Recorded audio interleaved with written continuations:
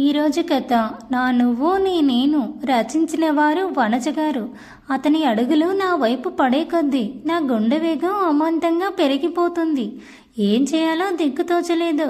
కానీ అతని వైపే చూస్తూ నిలిచిపోయాను. సడన్గా నా దగ్గరికి వచ్చి వసు ఐ లవ్ యూ అని అన్నాడు ఆ నాని బాబు. అతను ఐ లవ్ యూ చెప్పిన దానికన్నా వసు అన్న పేరే పదే పదే నా మైండ్లో తిరుగుతుంటే ఆ పేరు ఎక్కడో విన్నట్టు ఉంది అని మెదడు పదే పదే గుర్తు చేసింది. నన్ను వసు అనేది ఎవరబ్బా? వసు అన్నది నా కల్లోకి వచ్చిన అతను. మరి నాని బాబుకి ఎలా తెలిసింది నన్ను వసు అని పిలవాలని అని అనుకునేలోపే ఆ హాల్ మొత్తం చప్పట్లతో మారుమోగిపోయింది. కానీ ఒకవైపు టెన్షన్, మా రఘు చూస్తే ఏమంటాడు, మా సునీత ఎలా ఫీల్ అవుతుందో, వాళ్ళ ఫేసెస్ తలుచుకుంటేనే నాకు భయం భయంగా ఉంది. అంతలోపు ఎక్కడి నుంచి ఇచ్చాడో తీసిచ్చాడు హాఫ్ చాక్లెట్. చాక్లెట్ అంటే మరీ మామూలు ఆశా చాక్లెట్ కాదు, డైరీ మిల్క్ సిల్క్ హాఫ్ మాత్రమే ఉంది అందులో.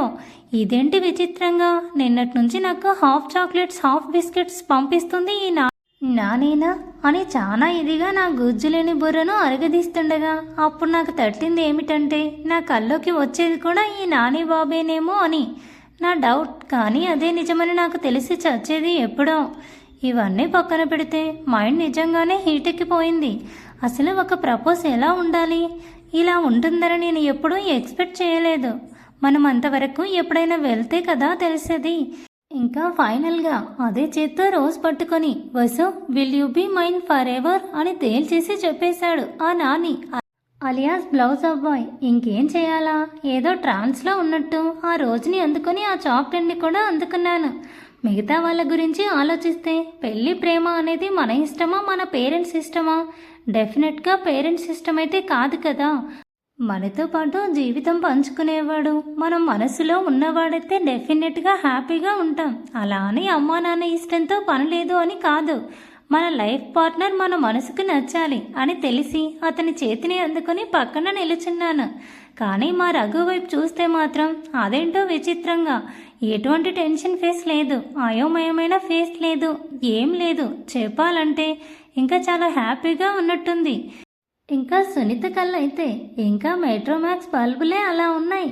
ఎలా ఉంటారో అనుకున్న ఫేస్లు ఓ రేంజ్లో కనపడి నాకే దిమ్మ తిరిగి బొమ్మ కనబడే షాక్ ఇచ్చినారు. కానీ మా రఘు కళ్ళలోకి చూస్తే మాత్రం ఒక్కటే అర్థమైంది, నా కూతురి ఇష్టమే నా ఇష్టం అన్న ఫీల్ ఉంది. కానీ ఒక్కటే బాధ, విమల ఆంటీ వర్మ అంకుల్ ఏమనుకుంటారో. కానీ వాళ్ళు కూడా కొంచెం ఏదో ప్రశాంతంగా ఉన్నట్టు అనిపించింది వాళ్ళ ఫేసులు చూస్తే. నాని అంతలోపు ఏదో చెప్పే లోపల అతని చేతిని పట్టుకొని నేనే వర్మ అంకుల్ విమల ఆంటీ దగ్గరికి తీసుకెళ్లాను. విమల ఆంటీ నా వైపే చూస్తూ ఉంది నేనేం చెప్తానో అన్నట్టు. ఏం చెప్తాను, నేనేం చెప్పకుండా నమస్కారం చేసేసాను. ఇంకా ఆంటీ, సారీ ఆంటీ, మీ అబ్బాయి విరాట్ వర్మ అంటే నాకు ఎటువంటి ఫీలింగ్ లేదని, నాకు ఇతనంటే చాలా ఇష్టం, చాలా అంటే చాలా ఇష్టం అండి.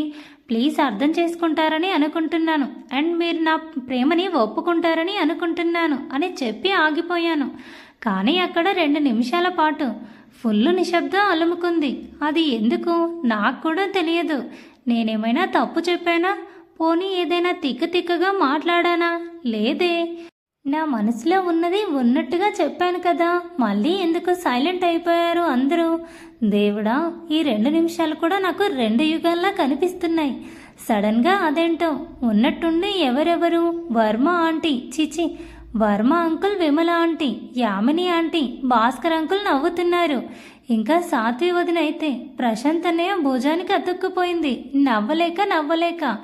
ఏంటి అందరూ అట్లా నవ్వుతున్నారు అని అడుగుదామనుకున్నా. కానీ వాళ్ళ నవ్వు చూసి నేనే వాళ్ళ మధ్యలో ఒక పిచ్చిదానిలాగా నిలబడిపోయాను. నా పక్కన 6 అడుగుల ఆజానుబాహుని చూస్తే ఎప్పుడూ నవ్వడు కదా. నేను పక్కనున్నప్పుడు అదేంటో విచిత్రంగా ఆ కళ్ళతోనే నవ్వుతాడు. కానీ ఇప్పుడు మాత్రం ఆ చందమామ లాంటి మొహంలో వెన్నెల లాంటి చిరునవ్వులు చూసే భాగ్యం నాకు దొరికింది. అబ్బా, కానీ అంత కామెడీ నేనేం చేశానిప్పుడు? ఒరిజినల్ కదా చెప్పాను. సునీత వైపు చూస్తే వాళ్ళు ఉన్న చోటే ఉన్నట్టున్నారు. మాట్లాడండి, ఎవరైనా పలకండి అంటే ఒక్కరూ పలకరే, నవ్వుతూనే ఉన్నారు. పిచ్చి చూపులు చూస్తూ ఉన్నా ఆ అందరి వైపు. సడన్గా నా భుజం చుట్టూ చేసి విమల ఆంటీ ముందుకు తీసుకెళ్ళి అమ్మా నీ కోడలు, కానీ కోడలికి కాస్త క్రాక్ కదా అన్నాడు ఆ నాని బాబు. అంతే, నిజంగానే నేను ఈ గ్రహంలో పుట్టినానా? నా గుర్రాలేవి, నా యువరాణి వాసమేది అన్నట్టు అయిపోయింది నా ఫీలింగ్. అమ్మా నాన్న అమ్మాయి ఏంటి, ఏమవుతుంది నాని బాబుకి? అసలు ఏమవుతుంది? ఎవరికి మతి తప్పింది? నాకా వాళ్ళకా? నా మీద నాకే జాలేసింది. ఒకసారి విమల ఆంటీ వైపు, ఒకసారి వర్మ అంకుల్ వైపు, మళ్ళీ వెనక్కి తిరిగి నాని మొహం వైపు ఒక 5 నిమిషాల పాటు వాళ్ళ మొహాలు చూస్తూ కూర్చున్నా. కానీ అందరూ చాలా ప్రశాంతంగా ఉన్నారు. కనీసం నా మీద ఎవరికి జాలే వేయలేదు. నేనేం చెప్పాలి వాళ్ళకి? ఇంకా అవడం లేదు. అప్పుడు ఆ నాన్నగారి చేతిలో నుంచి నన్ను తన వైపు దగ్గరికి తీసుకొని నేను చెప్పాను కదా వసుదా, నువ్వు మా ఇంటి కోడలివే అనింది. ఇదేం ట్విస్టరా బాబు, ఇతను నా మనసులో ఉన్నాడని చెప్తే ఈవిడేంటి మళ్ళీ అటు తిరిగి ఇటు తిరిగి నా ఇంటి కోడలు అంటుంది. దానితో నా మోకాలను అరికాలను పటపటా కొట్టాలని ఉంది, పక్కన సుత్తి దొరికితే. ఎందుకంటే మన బుర్ర ఉండేది అక్కడే కదా. ఇంత చెప్తున్నారంటే ఎక్కడో ఏదో లాజిక్ మిస్ అవుతుంది. నేను కొత్త అని ఆ నానిబాబుకి పరిచయం చేస్తే కూడా అతనేమో అమ్మా నీ ఇంటి కోడలు అంటాడు, ఈవిడేమో నా ఇంటికి నువ్వు కోడలు అంటుంది. అంటే అంటే లాజిక్ ప్రకారం విమల ఆంటీ కొడుకునే నాని బాబా. ఆంటీ కొడుకు. నాకు తెలిసిన జ్ఞానం ప్రకారం విమల ఆంటీ వర్మ అంకుల్కి ఒకడే కొడుకు, ఆ కొడుకేమో విరాట్. మరి ఈ నాని బాబు అని ఉడబడ్డాడు. అసలు విరాట్ కనపడితే పోతుందిగా. ఎవరైనా నన్ను కూర్చోబెట్టి క్లియర్గా చెప్పండ్రా బాబు అని మొత్తుకోవాలని ఉంది. కానీ ఎవరు చెప్తారు నాకు? ఎవ్వరూ చెప్పరు. అప్పుడేమో విమల ఆంటీ నన్ను నాని చేతిలో నుంచి విడిపించుకొని దగ్గరికి తీసి నా తల మీద ఒక మొటిక్కాయ వేసింది. అత్తయ్య, మళ్ళీ ఇదెక్కడి లాజిక్ రా స్వామి అంటే, నీకు బ్రెయిన్ పోయినట్టుంది. నాకున్నది ఒకే ఒక్క కొడుకు, వాడి పేరు శ్రీ శ్రీ విరాట్ వర్మ. ఆ విరాట్ వర్మ ఎవరూ కాదు, నువ్వు అనుకుంటున్న ఈ నాని బాబు, ఈ కళ్ళతో నవ్వే అబ్బాయి అని స్పష్టంగా చెవుల్లో మారు మ్రోగేలాగా చెప్పింది. దెబ్బతో కళ్ళు తిరిగి గిరగిరా గిరగిరా తిరిగిపోయాయి. నేను అలాగే కూలబడ్డాను. బాగా నిద్రపోయినట్టు అనిపించింది. తలంతా బరువుగా ఉంది. ఫుల్ స్లీప్ వేసేసానా అన్నట్టు లేచి చుట్టూ చూస్తే అక్కడ ఫంక్షన్ లేదు, స్టేజీ లేదు, ప్రశాంతనే లేడు, సాత్వి వదిన కూడా లేదు. కానీ విచిత్రంగా, కాదు నిజమేనేమో, మా సునీత, రఘు, విమల ఆంటీ, వర్మ అంకుల్ ఉన్నారు. ఇంకొక మంచి క్యాండిడేట్ మిస్ అయ్యాడు అని నేను అనుకుంటుంటే మిస్ అయ్యే ఛాన్స్ ఉందా? అసలు లేదు. కాబట్టి నా పక్కన కూర్చొని ఉన్నాడు. ఎవరు? ఇంకెవరు? ఆ నాని గారు. ఇదేంటి, నేను సంగీత్లో ఉన్నాను కదా అనుకుంటూ ఉండగా మెల్లిగా ఒక్కొక్కటి గుర్తు రావడం మొదలైంది. గుండెల మీద చేయి వేసుకుని మళ్ళీ అలాగే వెనక్కి పడిపోయే టైంలో తను పట్టుకొని ఆపాడు నాని. అదే విరాట్. కానీ తను పట్టుకున్న చేతులు తోసేసి ఒక కుడి కన్నుతో ఇలా ఓరగా చూశాను తన వైపు. అందులో నా ఉద్దేశం ప్రకారం ఆ చూపుల్లో కోపం ఉన్నట్టు, కానీ అతనికి బహుశా కోపం కనిపించలేదేమో. నవ్వుతూ చూశాడు. మా సునీత, రఘు ఏమనుకున్నారో, నాతో ఏం మాట్లాడలేదు, సైలెంట్గా బయటికి వెళ్ళిపోయారు. 2 నిమిషాలకి వర్మ అంకుల్, విమల ఆంటీ కూడా బయటికి వెళ్ళిపోయారు. తన చేతులు ఇంకా నా చుట్టూనే ఉండటంతో విసిరి కొట్టి హే అన్నట్టు చూసి వెళ్ళి కిటికీ దగ్గర నిలుచున్నాను. అప్పటికి బయట విండోల నుంచి చూస్తే బాగా అర్ధరాత్రి అయిపోయినట్టు ఉంది. కానీ స్లైడ్ విండో కాబట్టి బయట ఆకాశం వెన్నెల పెద్దగా కనిపిస్తూ ఆ చల్లని గాలిని ఒంటికి తాకిస్తూ ప్రశాంతంగా అనిపించి కళ్ళు మూసుకున్నాను. అంతలోనే ఇందాక నేను విసిరి కొట్టిన 2 చేతులు నన్ను బలంగా చుట్టుకున్నాయి వెనక నుండి. అది ఎవరో తెలుసు, కానీ మౌనంగా ఉండిపోయాను. కన్నీళ్లు రాలిపోతున్నాయి. ఎందుకో తెలియడం లేదు. కన్నీళ్లు నా బుగ్గల మీదుగా ఆ చేతుల మీద పడ్డాయేమో.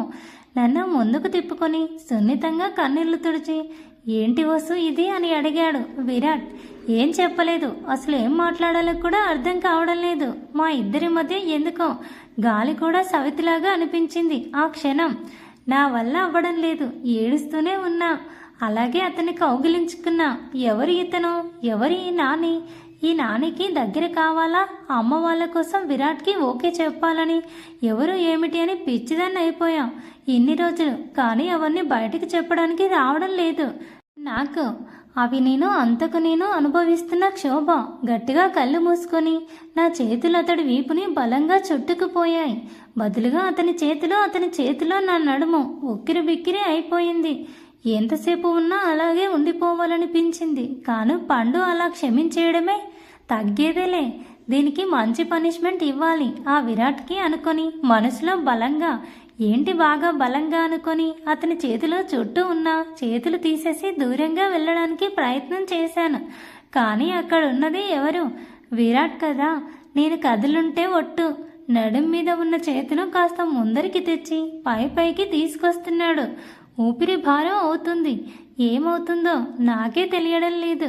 అలాగే పట్టుకున్నాడు. నేను అలాగే నిలబడ్డాను. బేబీ, తప్పించుకోవాలని చూస్తున్నావా? ఆ ఛాన్స్ నీకు ఇవ్వను వసు. ఫిక్స్ అయిపో. ఈ వసుద ఎప్పటికీ విరాట్కి మాత్రమే. నువ్వు కాదు నా నువ్వు అని చెప్పి బేబీ అన్న పిలుపుకి క్షణంలో నోరు తెరిచే లోపు నా నోటిని తన నోటితో మూసేశాడు. ఈసారి నేను సహకరించలేదు. పండు ఒక్కసారి రెస్పాండ్ అయితే ఏం ప్రతిసారికి రెస్పాండ్ అవుతానా? మాకు లేదా రోషం పౌరుషం? మేము తినటం లేదా కారం ఉప్పు? అందుకే నా పొట్టి గోర్లతో రక్కేశాను. బలంగా ముద్దు పెడుతూ కొరికేశాడు. అతను ముద్దుగాడతో పెరగటంతో గమ్మున చేతులు కిందికి వేలాడదీసి పెదవులు అతనికి విందు చేసేశాను మెల్లిగా. ఇప్పుడు 10-15 నిమిషాలకు వదిలి నుదుటి మీద కిస్ చేసి thanks for taste and wild kiss అన్నాడు. వైల్డ్ అంటే టైగర్ తెలుసు, టేస్ట్లో పానీపూరి టేస్ట్ తెలుసు. అద్దంలో చూసుకున్నా. నాకు ముందుగా టేస్ట్ అంటే నా ఎంగిలి రుచితో పాటు అతని ఎంగిలి రుచి కూడా తెలిసి ఇది టేస్ట్నా అనిపించింది. నా గడ్డం వరకు కారిన రక్తపు చుక్కలు చూస్తే తప్ప అర్థం కావట్లేదు అతగాడు వైల్డ్ కిస్సే అని ఎందుకు అన్నాడు. యూ మాన్స్టర్ అంటూ అరచి టిష్యూ పేపర్తో క్లీన్ చేసుకుని వాష్రూమ్లోకి పరిగెత్తాను. ఆ విరాట్ చిరునవ్వు వాష్రూమ్ వరకు నాకు వినిపిస్తూనే ఉంది. ఎందుకో తెలియదు, సిగ్గుతో కనురెప్పలు వాలిపోయాయి. నా ముఖం చేతుల్లో దాక్కుంది. కాసేపటికి కుదుటపడి నన్ను నేను స్తంభాలించుకుని ఫేస్ వాష్ చేసుకుని వచ్చేసరికి హాయిగా తల కింద ఒక చేయి పెట్టి ఇంకో చేతిని పొట్ట మీద వేసుకుని కుర్తా పైజామాలో స్ట్రైట్గా పడుకొని నాకు ఇది వరకు పరిచయం లేని ఫీలింగ్స్ అన్నీ నాలో విజయవంతంగా రప్పించి నిద్రపోయాడు ఆ మహానుభావుడు. కాదు మాన్స్టర్. నిద్రపోయాడని అనుకునేది ఎవరు? తింగరాలు. నేను పండు. నేను చాలా తెలివేదాన్ని. ఎక్కడ నిద్రపోయాడు? మేల్కొని దొంగ చూపులు చూస్తున్నాడు. రూమ్ డోర్ తీయపోతే ఏయ్ వచ్చి పడుకో అన్నాడు. ఏమనుకుంటున్నాడు? ఏంటి నా గురించి నేనేమైనా ఆయన గారి పెళ్ళామనుకుంటున్నాడా అని అరిచానా? కాదు, నోట్లోనే గొనిగాను. అవును, ఇప్పుడు కాకపోయినా ఇంకో సంవత్సరానికి అవుతావు, కానీ రావే ఫస్ట్ అన్నాడు. ముందు పండు వసు, ఇప్పుడు వేగి అనుకునే లోపు వస్తున్నావా రావట్లేదా అని బేస్ వాయిస్ వినిపించగానే అడుగులో అడుగు ఒక్కొక్క చీమ చనిపోయిందా లేదా అని చూసుకుంటూ వెళ్ళి బెడ్కి ఈ మూలన లిటిల్ ఫింగర్ తగిలిన కింద పడిపోయేలాగా పడుకున్నాను. అతనికి టచ్ అవ్వకూడదు అని. కానీ ఒక్క ఉదుటన జస్ట్ సింగిల్ చేత్తో నడుం పట్టుకుని తన మీదికి తెచ్చుకున్నాడు. ఇప్పుడు మా ఇద్దరి మధ్య గ్యాప్ ఎంతుందో తెలుసా? శూన్యం. నేనే తన మీదికెళ్ళి పడ్డానా, లేదే తనే నా మీదికి వచ్చి పడ్డాడా, లేదా ఇద్దరికి గమ్మేసి అంటించారా అన్నంత దగ్గరగా ఉన్నాం. అతని శ్వాస వెచ్చటి ఊపిరి నా గుండెల మీద తగులుతూ గుబులు రేపేసింది. కానీ నాకే అనుకున్నా కదా, నేనసలు కాంప్రమైజ్ అయ్యే సమస్య లేదు. పండు ఇక్కడ. సరే, ఇన్ని దాచిపెట్టావు నా దగ్గర. రేపటి నుండి నీకు సినిమా ఏంటో చూపిస్తా అని చిటికేసి మరీ చెప్పాను. ఈసారి మనసులో కాదు, బయటికి చెప్పాను. పడుకో అంటూ క్షణంలో కిందికి జరిగి బెడ్ మీద పిల్లో లేనట్లు నా మీద తల పెట్టుకొని పడుకున్నాడు మహానుభావుడు. అయ్యో భగవంతుడా, ఇదేదో రివెంజ్ అనుకున్నా. ఏం చేశాడో నాకే తెలియదు. అతని జుట్టులోకి వేలు జొనిపి నిమురుతూ నేనే ఎప్పుడో నిద్రలోకి జారుకున్నాను. నాకే తెలియలేదు. ఇంతకీ మన పండు ఏం చేస్తుందంటారు? రివెంజా, కాంప్రమైజా? Thanks for watching. Please subscribe my channel for more videos.